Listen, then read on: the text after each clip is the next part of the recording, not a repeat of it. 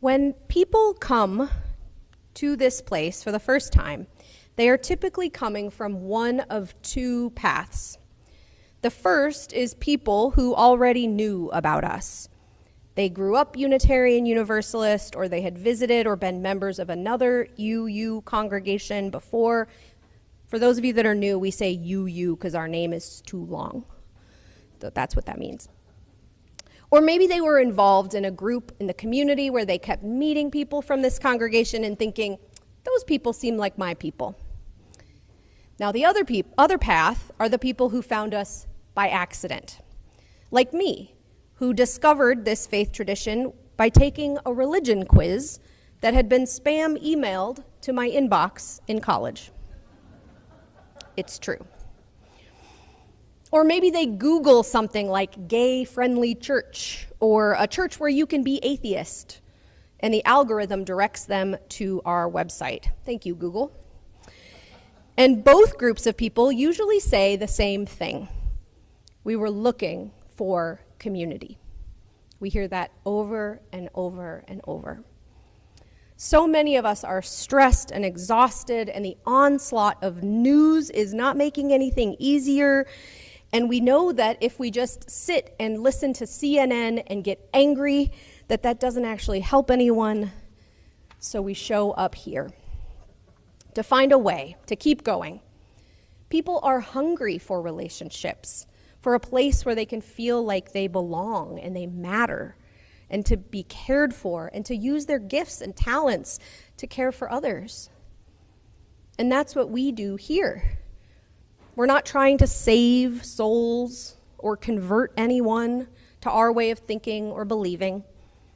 We're more concerned with how we live our lives, our values, and whether we are contributing to a more loving, just, and equitable world.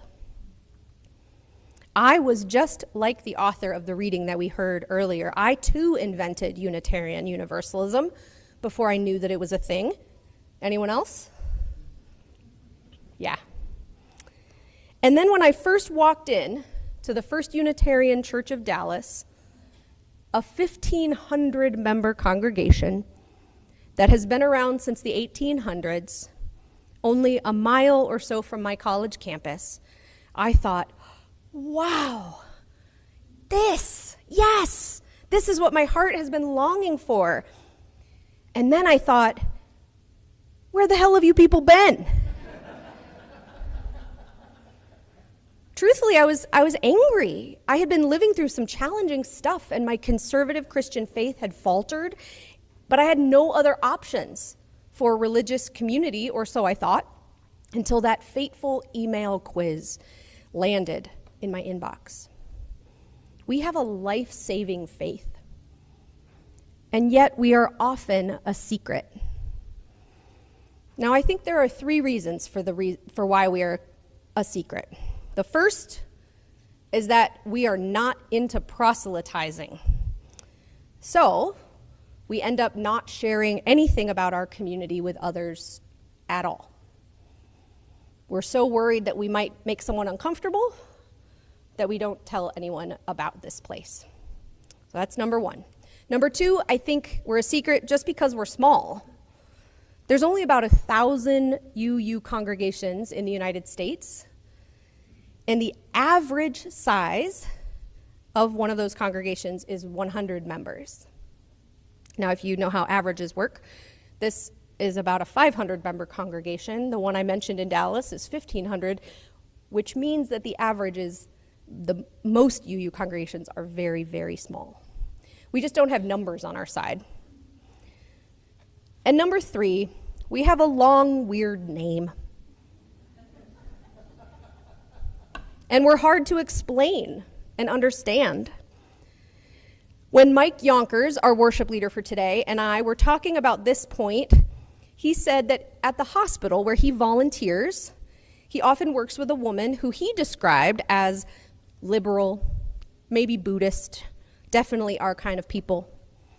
And she asked him about his plans for the weekend, and he mentioned the fellowship, and then she inquired further into this fellowship place, and he admits that he was stumped as to what to say. Mike, Mike has been a member here for a long time. He's very religiously educated. He's a trained worship leader, and even Mike couldn't come up with what to say. I tell you that story for you to know it's okay if you've had a similar experience. Even Mike can't do it. So here's what I'd like us to do. First, we're going to get over number 1, our fear of sharing our faith. And then we're going to work on number 3, how to talk about who we are, this Unitarian Universalism thing, what we are not, so we stop being a hidden gem. So let's start with proselytizing. We don't do that. Don't worry, I'm not going to ask you to start. That word comes from the root proselyte, which means convert, to try to convert people or convince them that we are the right, true faith. We don't do that. That's not our thing. But we do want to share what we have here, to offer it to other people, so that they will know that we exist in case they want to join us. So in the spirit of that sharing, I want you to think about how we might do it, what we might say. And the first thing we're going to do is I'm going to invite you to pull out your phone, pull out your smartphone, and we're going to have a QR code up on the board. There it is. You can use that QR code, or if you're not into QR codes, go to menti.com, M-E-N-T-I, and if you're joining us at home, you can also do this, and type in the code 5372-2432. And there's a yes or no question. Does being a Unitarian Universalist mean we can believe whatever we want? Yes or no? So just enter your answer and hit submit. And in a moment, we're going to reveal our results. Yes or no? Does being a Unitarian Universalist mean we can believe whatever we want?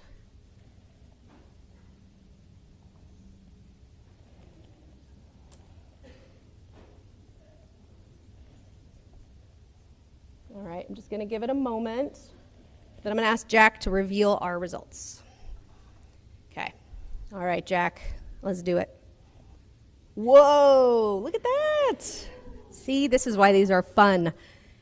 I wanted that result hidden because I didn't want you guys to like cheat and be like, this was the leading answer. So yeah, look at that. That's, the reason it's split, somewhat evenly is because it's a hard question to answer. So we are what we call non-creedal, which means we don't have a creed. We don't have a common thing that we all have to say, that you all have to believe in. In fact, to be a member of the Unitarian Universalist Association, which is our large national denomination, our congregations cannot have a creedal test. It's against the rules. So we do have a wide range of beliefs in our congregations.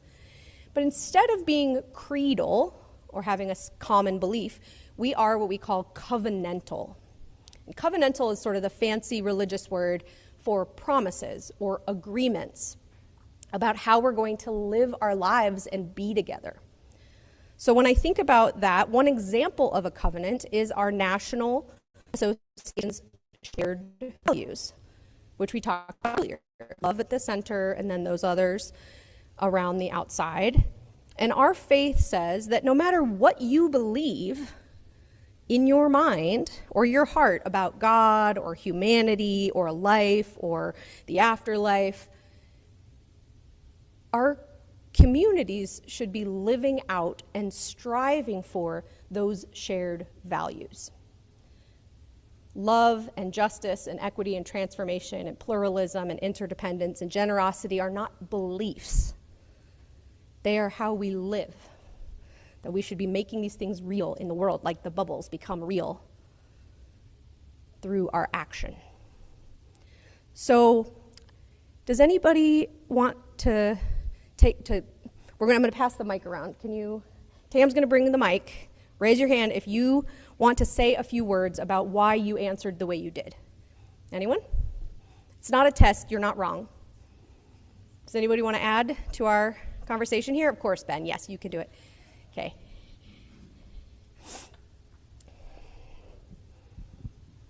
Hi, I'm Ben Hendrickson. Yeah, I answered yes. I was conflicted because I'm like, well, yes, like what grounds me in my life and what I choose to follow, right? As far as in a spiritual sense, like that's personally, it's mine to own, and I love that we respect and honor and just really celebrate that for everybody here in the fellowship. So I said yes, and in that sense, I was also thinking of like maybe no, because no, we don't believe that we should be horrible to each other. Yeah. But from a pure sense of like, my grounding, my spiritual place, or what I believe as my centering power in my life, right? Yeah, great. Anybody who said no, would you like to give an answer? Okay, and then we'll keep going. I could be here the rest of the day. I know. As soon as it came up, did you invent? Absolutely. Not even, just so unconsciously. So I'm just going to give you two examples. So I taught regional studies at New Holstein High School, and during an 8th hour, and I shared this with Christina way back in the day. And so I taught bits and pieces, history, kind of, culture, a lot, over the world history. Hold the mic really close to your mouth. There you go. Okay. And so I had my 8th hour class, which was a wonderful, inquisitive class, and it became very apparent to me after teaching India, China, Latin America, Africa, and we taught about religion. I mean, I introduced the different religions, that it is, the common thread is the same, but how you live it and learn it and are instructed to how it should go is different, which brought my mom into play, because I did bring her here, mind you. We were Wisconsin Lutheran Synod. So I brought her in, and she's like, Deb, there's no cross, and there's, and I tried to set her up for what she was going to see, and she really struggled with that, but asked that question, kind of. And I said, for us, we are living and we value the 10 Commandments. We don't just recite it, memorize it, and be on our way. That's what we try and what we strive for. And yeah, is there a God? Maybe. Is there this? Yeah, maybe. But it's really those innate values. But what I said to my 8th hour class was, what if, and may the right hand of God strike me down for this, what if there is no real religion? What if everybody's living this common thread and we don't even know about that? And my radio, that is a box radio at least 60 years old, played music. It just started up. And we're like, whoa. It was a sign. It was a sign. Yes, and the real part about that is I couldn't turn it off. Oh, weird. I finally had to unplug it. That's anyway, interesting. That's my story. Yeah, thank you. So, can we believe anything we want? Thank you for those of you that were willing to share. It's true that we have a wide range of beliefs. We don't police your beliefs. Your beliefs do matter here, insofar as they inform how you live. So we're going to challenge our beliefs and practice them and learn other things and encounter each other. But the beliefs are like the roots. And then the thing that is visible is how we live our lives.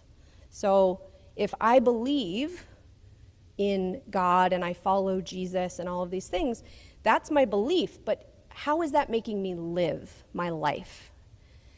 And that belief might lead me to live a really loving, generous, charitable, kind life. Or it could lead me in a different direction. It could lead me to be frightened or divisive or hateful.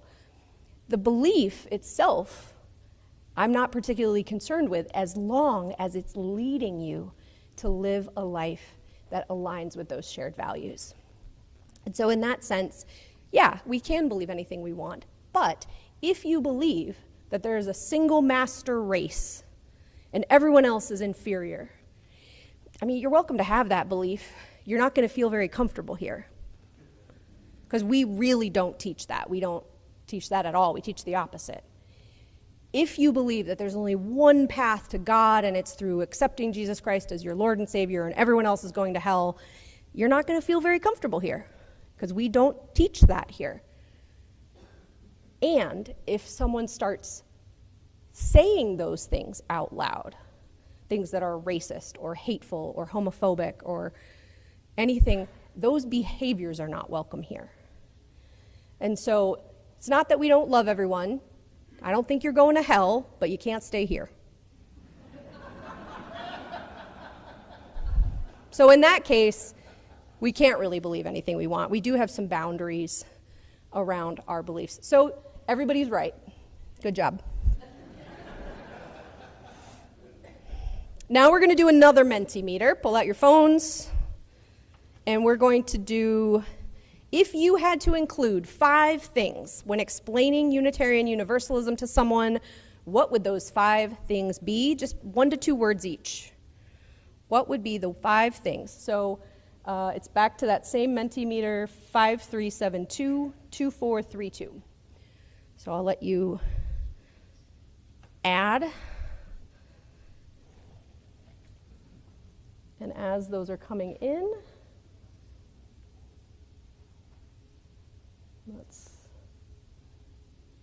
can you share it, Jack?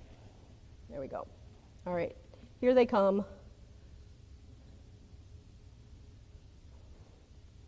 So we're going to be building this word cloud. Go ahead and add your 5 things.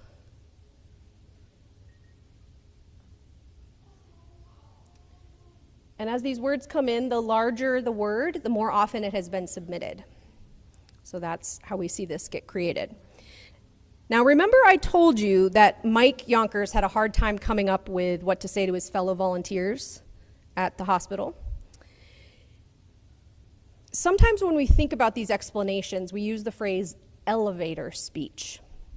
An elevator speech is the idea that you get on an elevator at the 10th floor, someone's there, and they say, what's Unitarian Universalism? As the doors are closing, you're stuck in the elevator.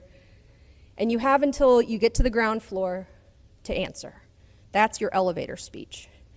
But the problem with the elevator speech idea is that sometimes it can be too rigid. Maybe we have our speech in our hand, but then the person we're talking to, that's not the right speech for them. They might need a different approach. And so instead of thinking about it as a speech, I want us to think about it as a recipe. So we're going to hide the cloud for just a minute. We'll come back to it. And I want us to think about a recipe for soup. Who likes soup? Anyone? Yeah. Soup is a very flexible thing to cook. So if we had 5 ingredients that we knew to make this soup, on any given day, we're only going to choose 3 ingredients. Maybe those 5 ingredients are carrots, noodles, chicken, cream, and sriracha. That sounds delicious. But if we're cooking for a vegan, we would not include the chicken or the cream. Or maybe the person who's coming over for dinner can't handle spice, so we leave out the sriracha. Soup is flexible like that. Now, if I'm talking to someone who is a fundamentalist Christian trying to understand our Unitarian Universalist faith, that guy, he's probably not trying to understand our Unitarian Universalist faith, but let's just go with it. Let's try. I might start with the fact that we are historically Christian. Kind of help him see how we're similar. That our ancestors believed that Jesus was a model for how to live our lives. They believed God was so loving that there was no hell. So we focus on love in our lives. But if I'm talking to this guy, next slide, somebody wearing a God is dead shirt or a flying spaghetti monster hat, I might skip that part of the recipe, not start with the historically Christian part. And I might go straight to our non-creedal nature. how many people in our congregations believe many different things, and how we're cool with agnostics and atheists. So knowing what the 5 ingredients are and allowing yourself to choose which ones you're going to use at any given moment is a more flexible recipe or a flexible approach. So let's go back to that word cloud. You named a lot of things in your responses. Things like love and community. I think just hit start presentation. There you go. Yep. Oh, they're coming. Okay. Love, community, acceptance, generosity, justice, open, progressive, inclusive. So many wonderful words here, and many of them are in my recipe. So here's my recipe as fast as I can do it. Okay, ready? We are historically Christian. Unitarian, Universalism was 2 different things. The Unitarians didn't believe that Jesus was God. They didn't believe in the Trinity. They were not Trinitarian. They were Unitarian. And they focused on reason. The Universalists believed that God loved everyone, no matter our beliefs, no matter our sins, that everyone would go to heaven. Universal salvation. So Unitarians, Universalists. That's sort of our historical underpinnings. Number 2, ingredient number 2, non-creedal, pluralism. We talked about this one earlier. We don't have a creed. People in our communities have lots of different beliefs. We are pluralistic, which means that we celebrate our differences. We think our differences are not to be tolerated, they're to be celebrated. And that's what makes us a rich and beautiful community. Number 3, covenantal. We also talked about this one. Covenant is our agreements about how we will be together. When I think about this one, ingredient number 3, I focus on relationships. That UU communities are all about relationship. I have been known to remind our board that we don't produce anything here. We are in that sense, we are useless. We don't produce any product for the world except relationships. That's what our main focus and goal is. Number 4, love in action, justice. Now remember those Universalist ancestors, they focused on love. They didn't believe that God was going to condemn anyone to hell after they were dead. But they did believe that we make hell here on earth for each other, and that they wanted to help eliminate that kind of hell, that they wanted us to be loving toward one another and provide care and charity and justice for each other. That love shows up in the world as justice. And our last one, number 5, is wonder and change. So we do the wonder box because wondering is the stance, it's the starting position. Questions, doubts, exploration, searching. We don't say, here's the answers. We expect you to find them, work toward them. Now, some people are like, they don't like the wonder box because we do eventually open it and there's like an answer. But I don't expect that you're going to be wondering forever and have no answer ever. But we might change mind. Answers will be different next week, just like what's in the wonder box different next week. It's that kind of continuous willingness to change, open ourselves to new ideas. And we are a progressive faith, not a conservative faith, in the sense that we believe in progress, future-oriented change, whereas conservatism literally means to conserve or hold on to the traditions, the pasts. And that's fine. I'm not saying anything bad about conservatism, but it's just not what we focus on. We're more progressive. So all 5 are historically Christian, non-creedal, pluralism. Number 3, covenantal. Number 4, love and action. Number 5, wonder and change. So those are your ingredients. Keep them in your pocket. And the next time someone says, you go where on Sunday morning? You can pull out those ingredients, pick the 3 you want, and use them. So I want you, as we finish, to think about someone in your mind. Maybe someone in your family, or someone at work, or someone who actually has asked you this question and you've felt stumped about how to answer. Think about that person and think which of these 3 ingredients would be the most useful for them. And as you go about your day and your week, know that these are available to you at any time. And you might have other things to add. You put a lot more things on that word cloud than I came up with. So feel free to make it your own. But just know that it doesn't have to be a speech that you've practiced. Just a few things to toss out there to the world. May it be so.